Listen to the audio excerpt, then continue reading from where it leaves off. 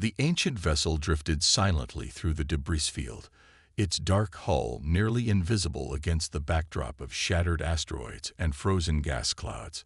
Only the occasional reflection of distant starlight betrayed its presence, a massive warship, dormant for centuries. There, port side, 30 degrees.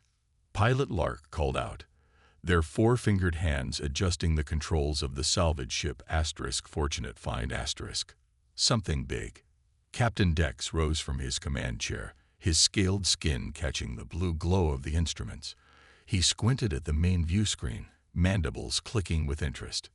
Magnify, he ordered. The image zoomed in, revealing the outline of a vessel unlike any in their database. Long and sleek, with obvious weapon mounts and armor plating, it had the unmistakable design of a military craft. "Is that human?" asked Corva, the ship's engineer. Her luminous eyes widened as she studied the readouts. The material composition matches old records. This might be from before their extinction. Dex's posture straightened. Human technology was rare and valuable. Even damage, a find like this could set them up for life.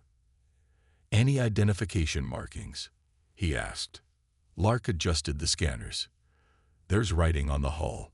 Running it through translation now. It says UES Invictus.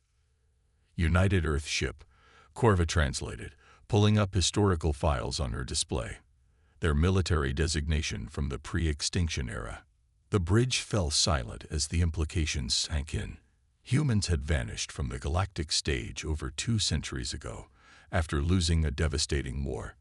Their planets were now inhabited by other species, their technology scavenged or lost. Finding an intact warship was unprecedented. "Life signs?" Dex asked, already planning how to claim salvage rights. "None detected," replied Trell, the sensor operator. His single eye blinked lazily. "Power readings are minimal, just enough for basic gravity and life support. The ship is essentially dead." "A relic," Lark said with a dismissive wave. "Probably worth more as scrap metal than anything else." Dex moved to the viewport, studying the ship with his own eyes. Something about it made his scales tingle with both excitement and unease. "Prepare docking procedures. I want a full team ready for exploration." Corva approached him, lowering her voice. "Captain, we should be careful." Human military technology was unpredictable. Even at the end, they were innovative fighters. "That's precisely why we're claiming it," Dex replied. "The Galactic Antiquities Commission would pay a fortune for human military artifacts." 30 minutes later, the Fortunate Find had attached itself to an external airlock on the human vessel. The salvage team, Dex, Corva, Security Officer Mako, and the medic Prill, stood ready in environmental suits. "Remember," Dex instructed, "we're here to evaluate and tag for salvage. Don't touch anything that looks like a control system or weapon." The airlock cycled open with a surprising hiss of functioning mechanics. The team exchanged glances. The ship had maintained its seal for centuries. They stepped into dark corridors illuminated only by their helmet lights. Dust floated in the beam, undisturbed for ages. The air was stale but breathable. "This ship is huge," Mako muttered, his tactical scanner sweeping the hallway. "Must be a capital ship. Look at the construction quality." Corva ran her hand along a wall panel. "I've never seen alloys like this. No wonder it survived so long." Dex moved confidently forward, following ship schematics displayed in his helmet. "We need to find the bridge or command center. That's where the valuable tech will be." As they moved deeper into the ship, emergency lights suddenly flickered to life along the floor, dim but functional. "Did anyone touch something?" Dex demanded, freezing in place. Everyone denied it. "The ship must have sensed our presence," Corva whispered, her voice tense. "Some automated system is still active." Mako raised his weapon. "Captain, maybe we should reconsider this salvage. If the systems are waking up." "It's just emergency lighting," Dex interrupted. "This relic is our ticket to retirement. Keep moving." They continued forward, unaware of the silent alarm that had begun to flash in a sealed compartment many decks below, or of the cryogenic system slowly beginning its wake-up sequence. The salvage team moved deeper into the human warship, their footsteps echoing in corridors that hadn't heard sound for centuries. Captain Dex led them confidently, his scanner mapping their path through the labyrinth of hallways. The main computer core should be 2 decks down, Corva said, studying the ship schematic. If anything's still valuable, it'll be there. They found a functioning elevator shaft, and after Mako verified it was safe, descended into the heart of the vessel. As they moved lower, the emergency lights grew stronger, as if the ship was gradually waking. Anyone else notice it's getting warmer? Prill asked, the medic's sensitive skin detecting the subtle temperature change. Dex checked his environmental readings. Life support seems to be activating. Fascinating. The ship is responding to our presence. They reached a massive door marked with human symbols. Corva translated the warning signs aloud. Restricted area. Authorized personnel only. Cryostorage unit. Cryo. Mako shifted uneasily. That's stasis technology. For preserving living things. Dex's eyes gleamed with excitement. Human biological samples would be worth more than the ship itself. Open it. It took their combined efforts to manually override the door. With a groan of protesting metal, it finally slid open to reveal a dimly lit chamber. Rows of pod-like structures lined the walls, most visibly damaged or empty. But one pod in the center glowed with a faint blue light. Is that active? Prill whispered, moving closer. A sudden hiss startled them as the pod began a decompression sequence. Warning lights flashed, and an automated voice spoke in an unfamiliar language. Revival protocol initiated. Stand by. It's in human language. Corva exclaimed. Something's alive in there. The team backed away as the pod's cover slowly lifted. Fog billowed out, obscuring their view momentarily. When it cleared, they saw a figure inside, humanoid, wearing a dark uniform with insignia on the shoulders. Impossible, Dex breathed. A living human. The figure's eyes suddenly snapped open. In one fluid motion, faster than they thought possible, the human was out of the pod and crouched in a defensive stance. His eyes, sharp and alert, assessed each alien before him. Identify yourselves, he demanded in a voice rough from disuse. This is a restricted military vessel. The aliens froze, shocked by the human's sudden animation. Dex recovered first, activating his translator. I am Captain Dex of the salvage vessel * Fortunate Find *. We claim this derelict under galactic salvage law. The human's expression hardened. This ship is not derelict. I am Commander Jack Miller, Executive Officer of the United Earth Ship * Invictus *. He straightened, wincing slightly. What year is it? Corva stepped forward cautiously. By your calendar, it would be 2487. Jack's face showed no reaction, but his hands clenched at his sides. 243 years, he said quietly. The war. What happened? The aliens exchanged uncomfortable glances. The human species is considered extinct, Dex said bluntly. Your colonies fell one by one. Earth itself was rendered uninhabitable in the final assault. Jack's eyes closed briefly. When they opened, they contained a cold determination. And the enemy, the Coalition, reformed into the Galactic Union decades ago, Mako answered. History remembers humans as a tragic cautionary tale. Jack moved suddenly toward a wall panel, making Mako raise his weapon. But the human merely placed his palm against it. The panel illuminated, scanning his hand. DNA verification complete. Welcome, Commander Miller, an artificial voice announced. More lights activated throughout the chamber. What are you doing? Dex demanded. Waking up my ship, Jack replied calmly.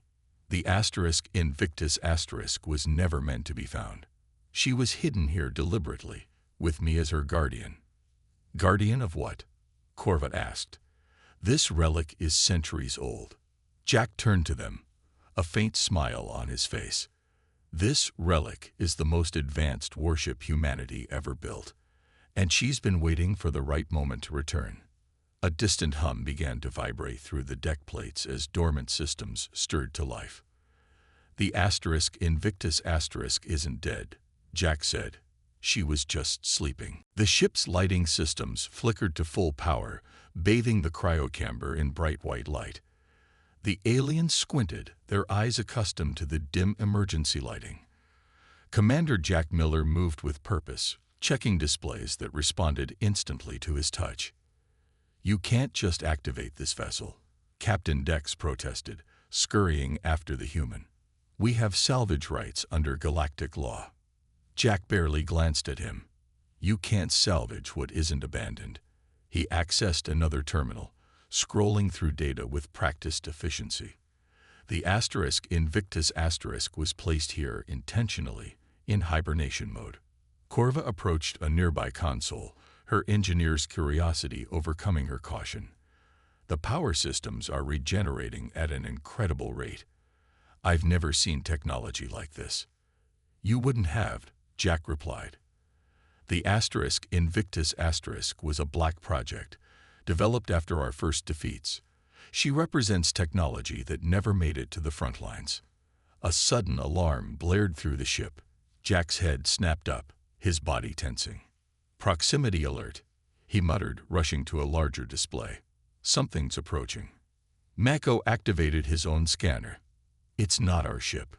The signature is much larger."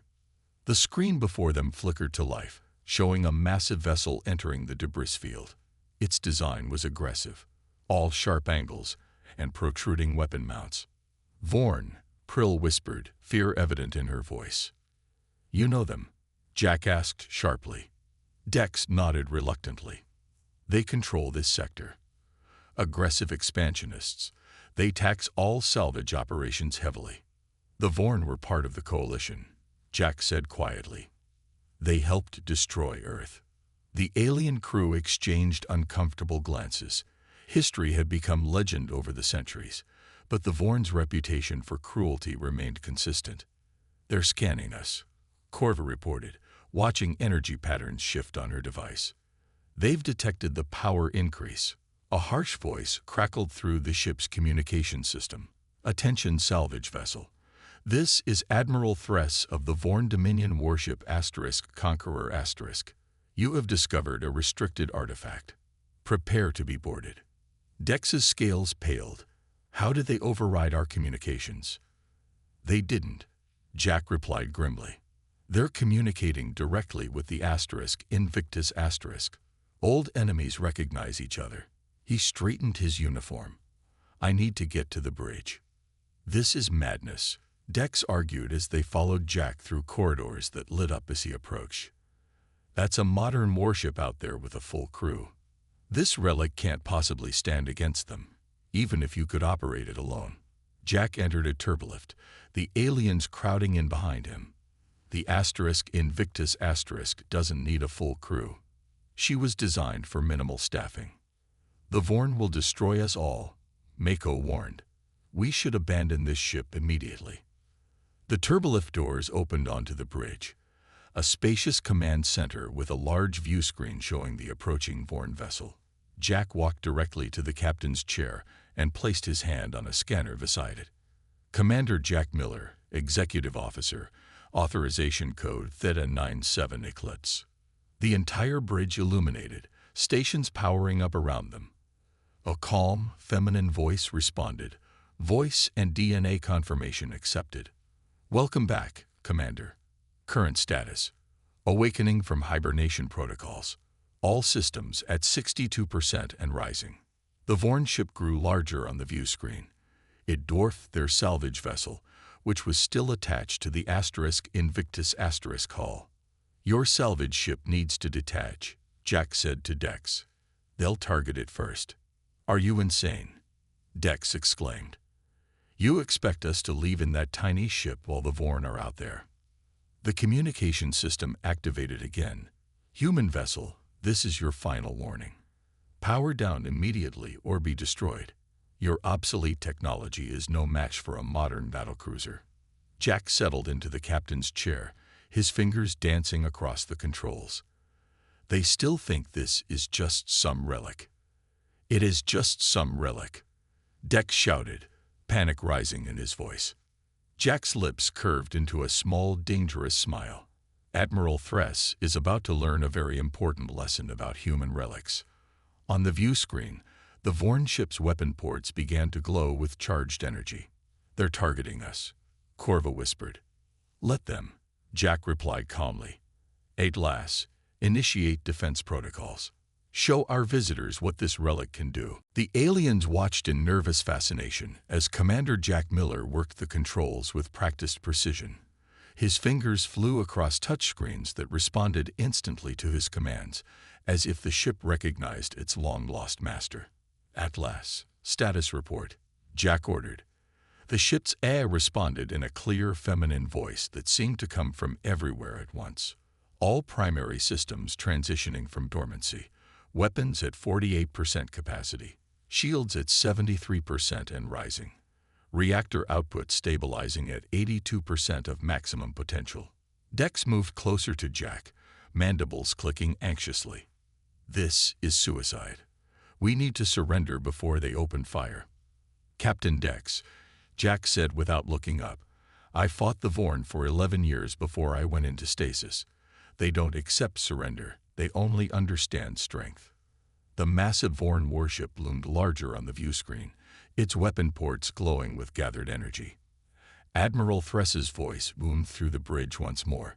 Human vessel, your shields are detected but outdated. Power down immediately. This relic belongs to the glorious history of Vorn conquest. Jack ignored the transmission, instead addressing the ship's eye. Atlas, bring propulsion systems online. Ready point defense grid. Acknowledged, Commander. Corva studied the engineering console with wide eyes. The energy readings are impossible. This ship is generating more power than anything I've ever seen. Jack nodded. The Invictus was built with technology that was theoretical even in my time. Our scientists made breakthroughs out of desperation. On the view screen, the Vorn vessel fired its first salvo, bright beams of energy streaking toward them. Brace for impact, Mako shouted, grabbing onto a nearby console. But instead of the expected explosion, a shimmering blue field appeared around the Invictus, absorbing the weapon's fire completely. The bridge remained steady, not even a tremor passing through the deck. Shields holding at 97%. Atlas reported calmly. No damage registered. The aliens stared in disbelief. Prill was the first to find her voice. That was their main battery. And we didn't even feel it. Jack allowed himself a small smile. The Invictus was designed to take punishment from weapons far more advanced than what they're using. He tapped another series of commands. Atlas, full power to all systems. Let's show them what obsolete looks like. Throughout the massive ship, dormant machinery roared to life. Lights brightened to full intensity as power surged through conduits that had lain silent for centuries. In the engine room, massive reactors pulsed with blue energy, their hum rising to a confident growl. On the bridge, holographic displays materialized around Jack's chair, showing detailed schematics of both their ship and the Vorn vessel. The computer highlighted weak points and tactical options. Secondary weapons grid online. Atlas announced. Targeting systems calibrated. Awaiting your command. The Vorn ship fired again, this time a continuous barrage that splashed harmlessly against the Invictus shields. Admiral Thress's voice came through again, now with an edge of confusion. How is this possible? Your shields cannot withstand our weapons. They're scanning us more intensively now, Corva reported, watching the data stream on a nearby console. They're trying to figure out what they're facing. Jack stood up from the captain's chair, his posture straight and commanding, a soldier back in his element after centuries of sleep. Atlas, open a channel to the Vorn vessel. Channel open. Commander. Admiral Thress. Jack's voice was calm but carried undeniable authority. This is Commander Jack Miller of the UES Invictus *. Your historical records have clearly failed you. This ship was humanity's last and greatest achievement. We were never obsolete, merely patient. Dex moved to Jack's side, his earlier fear giving way to cautious hope. What are you planning to do? Jack's eyes remained fixed on the Vorn warship. First, I'm going to show them exactly what they're facing. Then I'll give them one chance to retreat. And if they refuse? Mako asked. Jack's expression hardened. Then I'll show them why humans were feared even in defeat. The Invictus * trembled slightly as its main engines ignited for the first time in centuries, the massive warship breaking free from its hiding place among the debris. Admiral Thress's laughter echoed through the bridge of the Invictus *. His scaled face filled the view screen, yellow eyes narrowed with amusement. A single human survivor thinks he can challenge the might of the Vorn Dominion. Thress flicked a dismissive hand. Your species died because of such arrogance. We will add your relic to our war museums after we pry your corpse from the captain's chair. Jack cut the transmission with a quick gesture. Atlas, tactical display. A three-dimensional hologram appeared in the center of the bridge, showing both ships in perfect detail. The Vorn battlecruiser was impressive, nearly twice the size of the Invictus *, bristling with weapon ports. They're repositioning for another attack, Corva observed, her engineer's eyes quickly analyzing the enemy ship's movements. Looks like they're charging their main cannon. Captain Dex paced nervously behind Jack's chair. That's a planet-killer weapon. Even if your shields held against their standard weapons, nothing can withstand a concentrated blast from their main gun. Jack remained calm, studying the tactical display. Atlas, what's the status of our offensive systems? Weapon systems at 89% capacity, Commander. All targeting arrays online. The Vorn ship's front section began to glow with gathered energy, a ball of crimson power forming at its center. They're really going to fire that thing at us, Prill gasped. At this range, they'll destroy themselves in the blast too. They're counting on their shields to protect them, Jack explained. It's a standard Vorn tactic, overwhelming force, regardless of collateral damage. Mako gripped his weapon tighter. We need to retreat. Jack shook his head.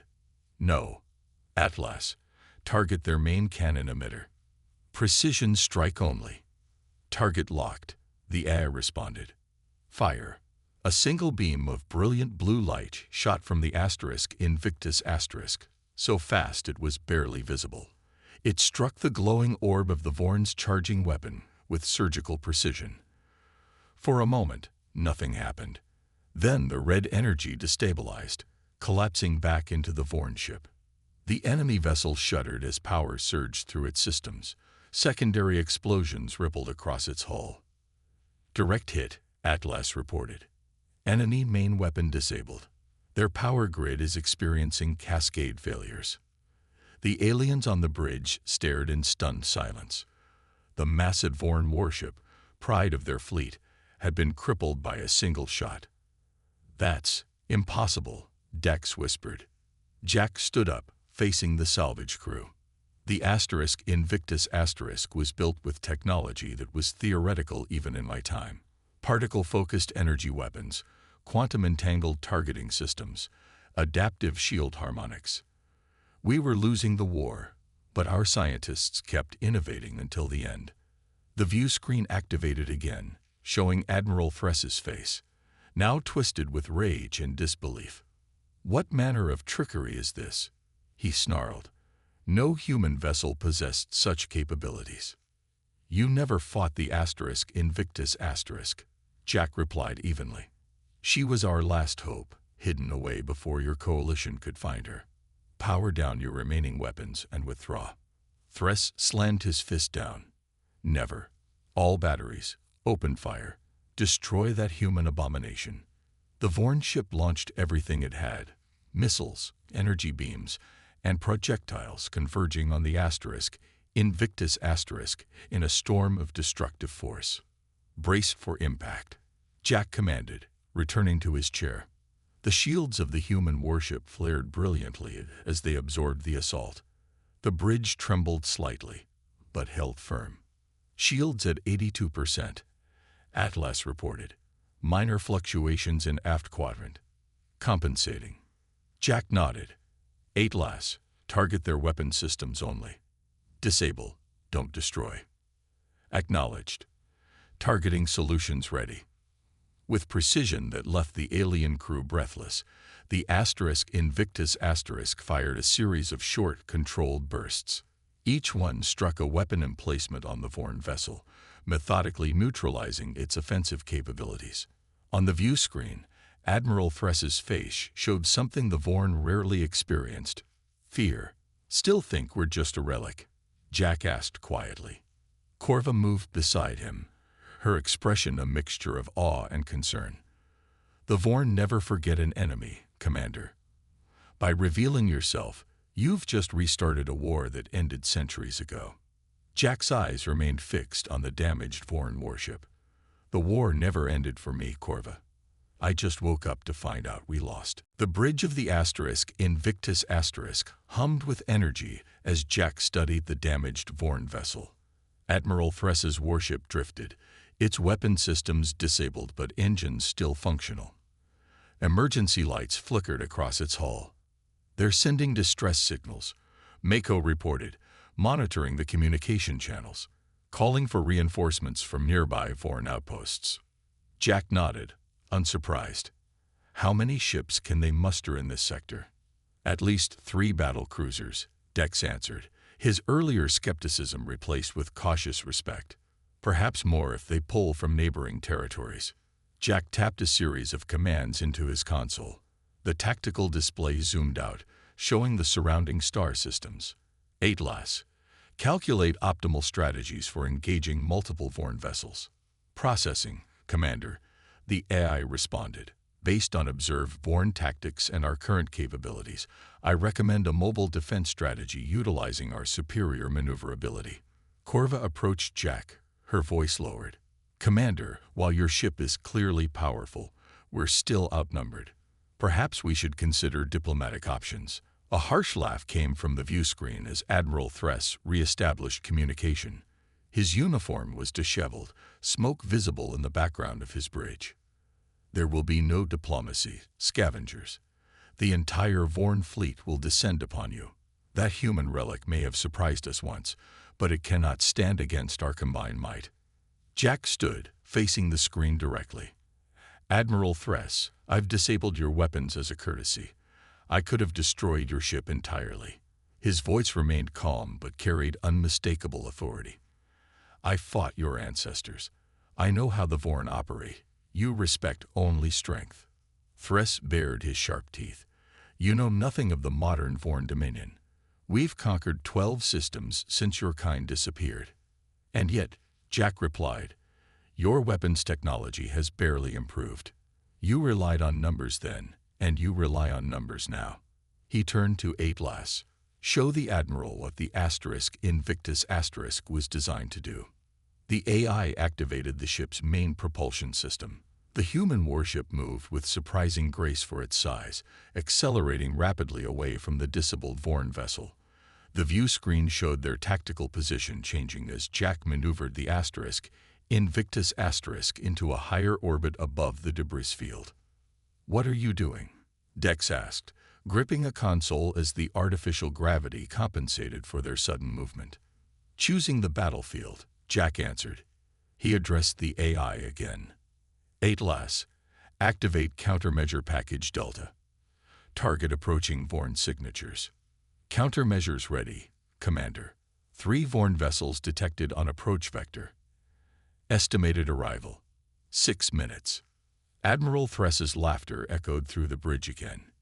"You see, already my brothers come to finish what we started centuries ago, the complete eradication of humanity."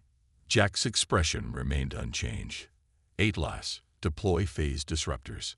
From the Invictus dozens of small objects launched silently into space, spreading out in a wide pattern. They appeared insignificant, barely visible on the tactical display. "What are those?" Mako asked, squinting at the screen. "Phase technology," Jack explained. "Another innovation that came too late to save Earth. Those disruptors create localized distortions in spacetime." As if on cue, 3 Vorn warships emerged from faster-than-light travel, their hulls gleaming with fresh weaponry. They immediately moved to surround the Invictus Asterisk, ignoring their disabled comrade. "Surrender now, human," a new Vorn commander demanded. "You face the might of the 3rd Battle Group." Jack nodded to Atlas. "Activate disruptors." The tiny devices suddenly pulsed with energy. Where they activated, space itself seemed to ripple and distort. The approaching Vorn ships shuddered as they hit these invisible barriers.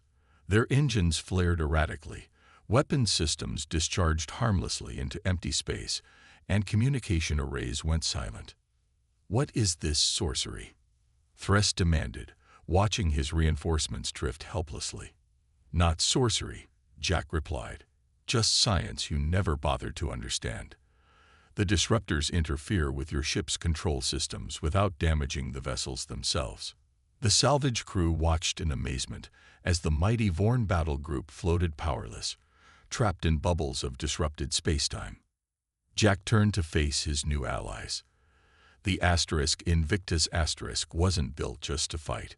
She was built to win without destruction when possible. His eyes carried the weight of centuries. "There's been enough death already." The debris field that had hidden the Invictus Asterisk for centuries now served as the backdrop for an unexpected negotiation. On the bridge, Commander Jack Miller stood tall as the view screen displayed the faces of 4 Vorn commanders, including the humiliated Admiral Thress. "This temporary advantage means nothing," Thress growled, though his earlier confidence had evaporated. "The Dominion has thousands of ships. You cannot fight us all with your single relic." Jack studied the alien with calm eyes. "I'm not interested in fighting a war that ended centuries ago. I simply want safe passage."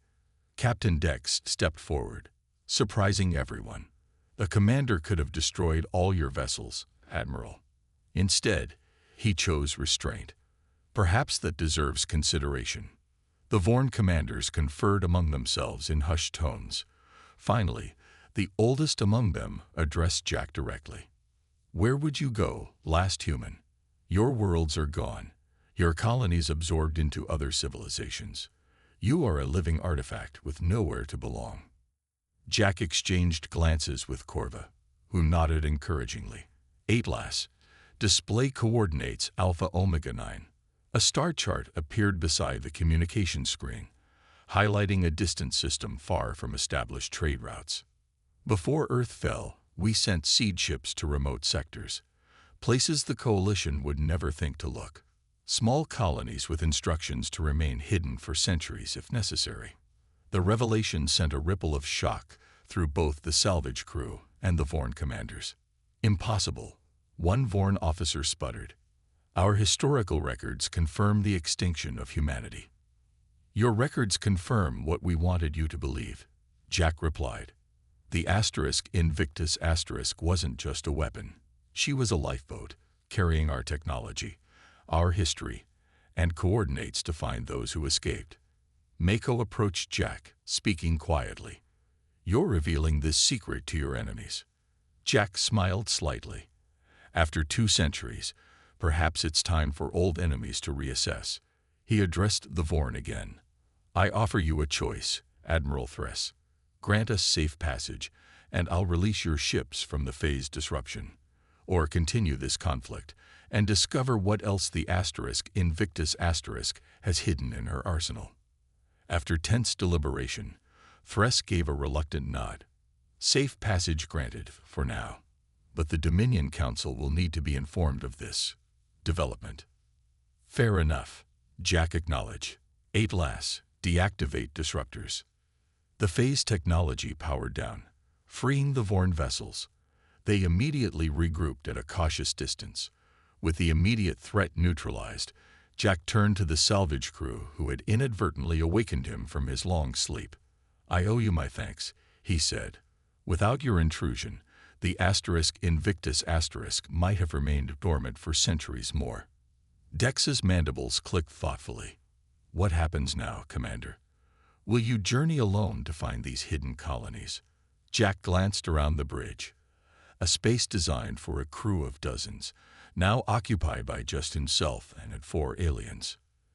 "The asterisk Invictus asterisk needs a crew," he said simply. "I could use experienced hands."